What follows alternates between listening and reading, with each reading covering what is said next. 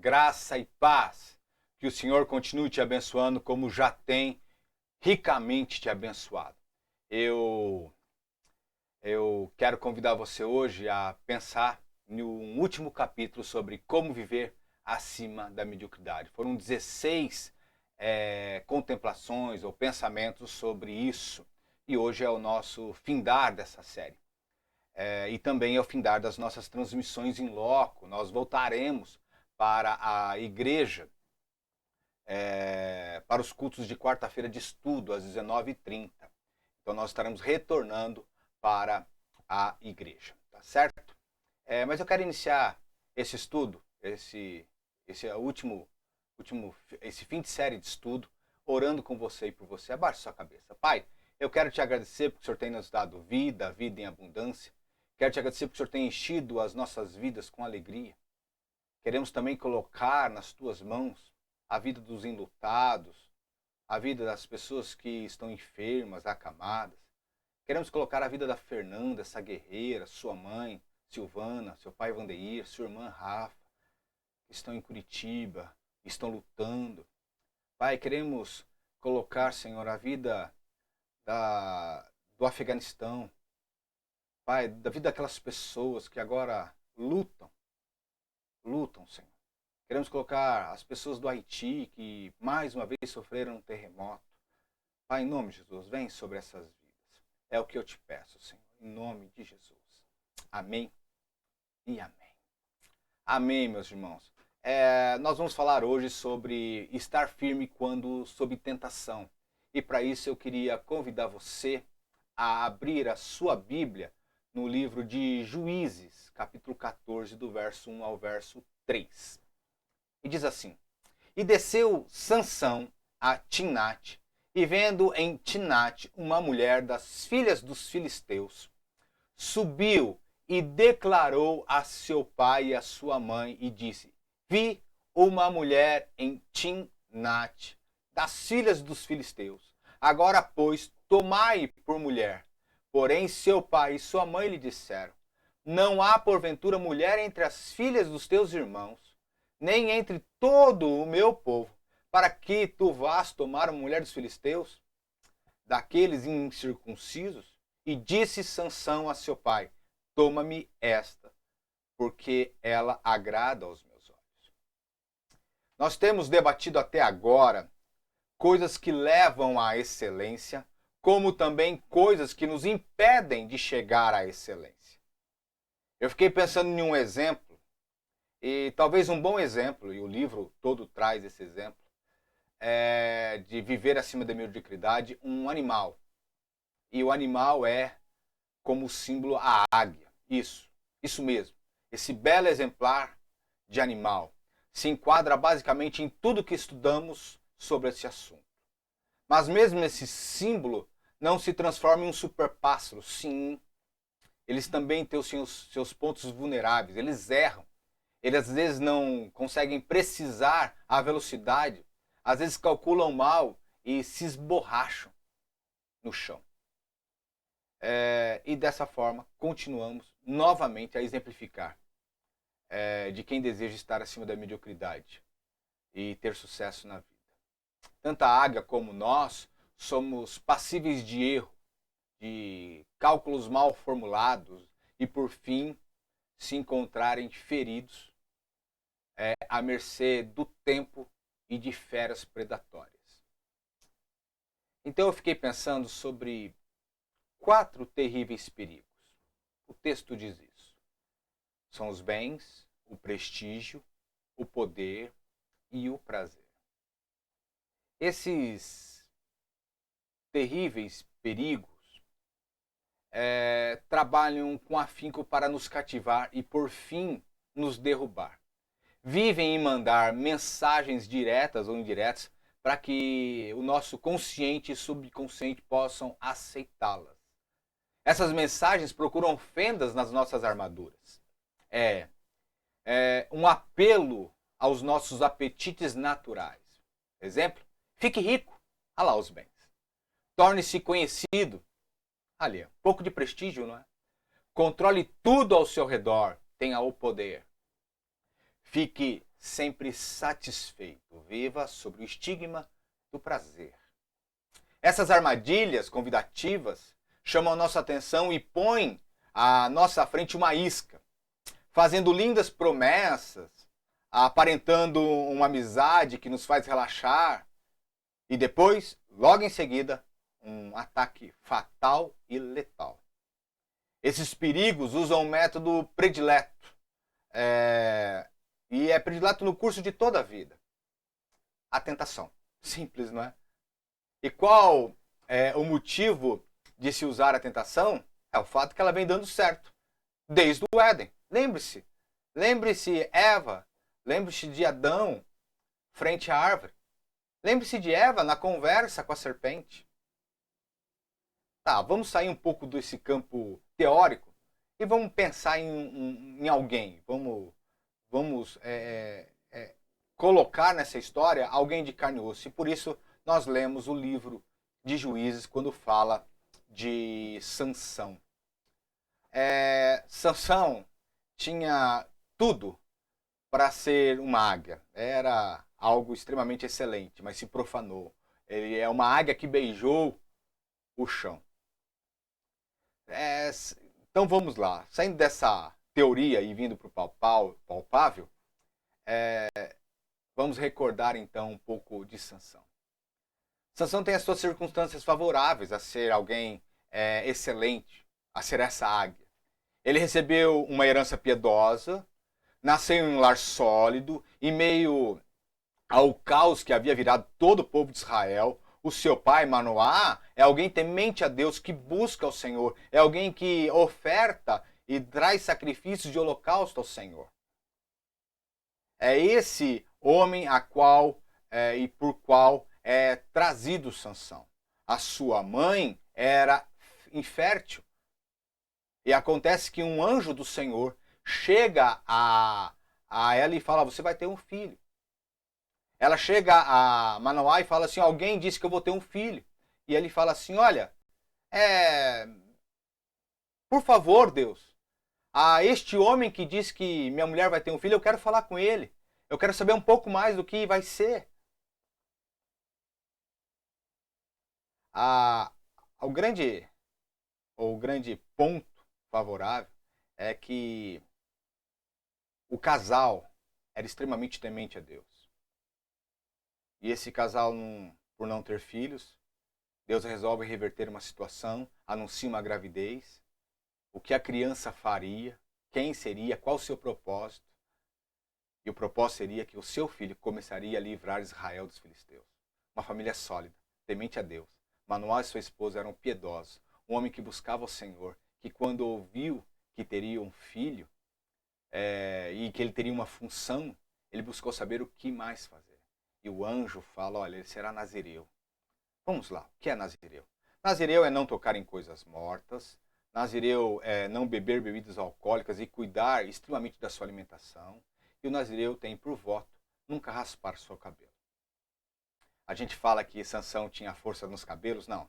Sansão tinha força em Deus. O voto que Deus tinha com ele e ele tinha com Deus. Tá bom, esse homem sabia que um ambiente ruim estragaria toda uma criação.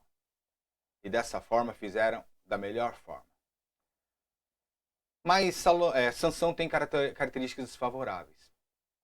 Ele cresceu e, ao se ver homem formado, e tudo nos faz entender que a educação de Manoá e sua esposa foram suficientes, e realmente não foi. Tem coisas que dependem daqueles que são educados e não dos seus educadores. Há uma hora na vida que aqueles que são educados têm que tomar uma opção na vida, uma decisão na vida. Você pode decidir ser alguém excelente na presença de Deus ou viver segundo a sua mediocridade. E Sansão escolhe a segunda opção. Sansão, ele não apela na índole dos seus pais.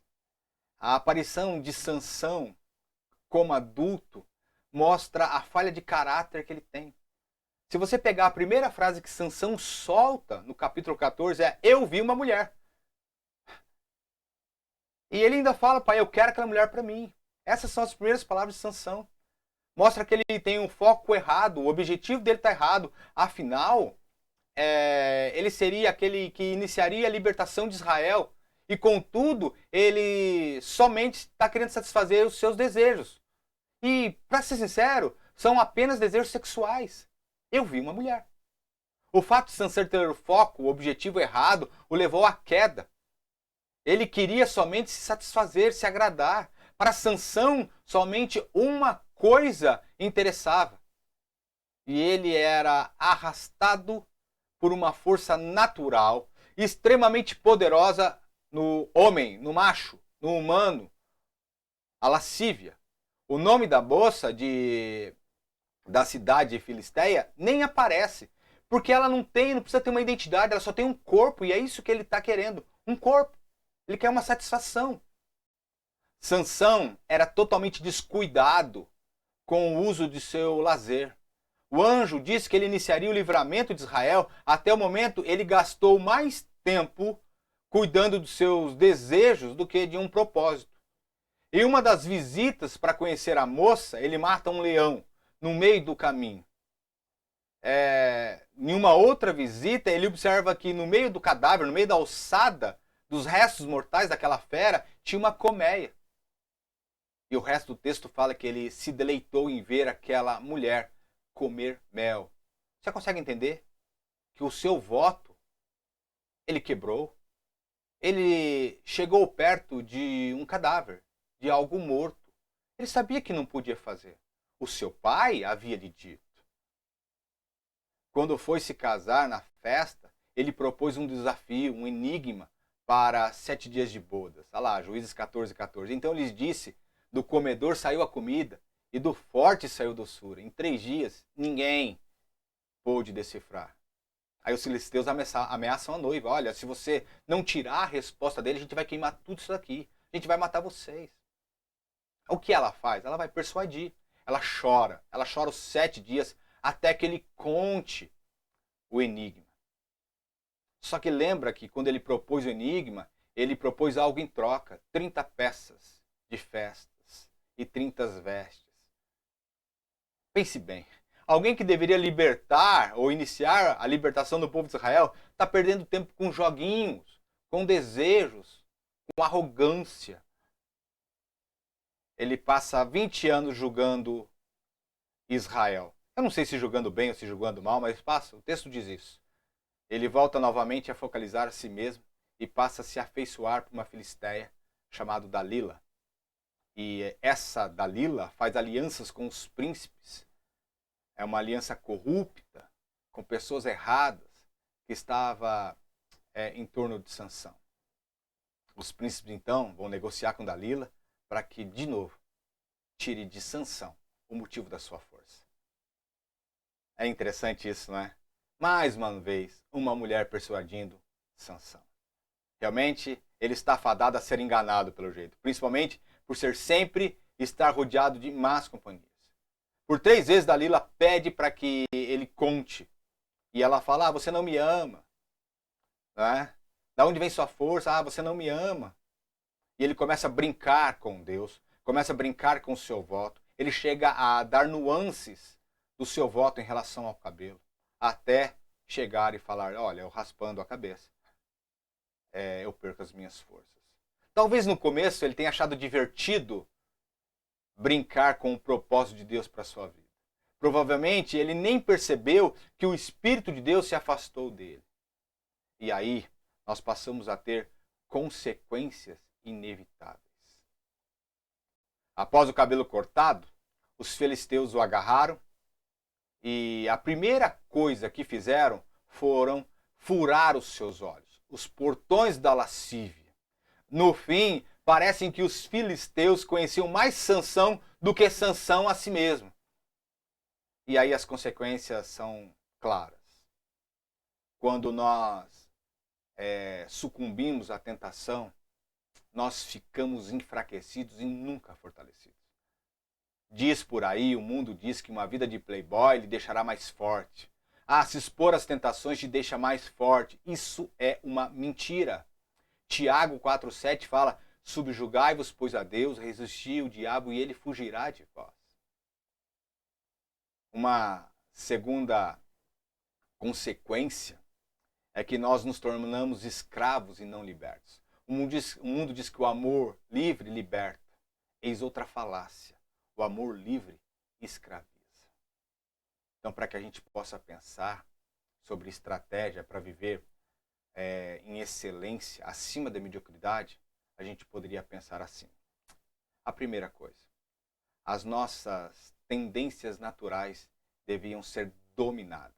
Devemos confessar as nossas fraquezas. Eu lembro de Deus conversando com Caim. Caim, o pecado está à porta. Cabe você dominá-lo.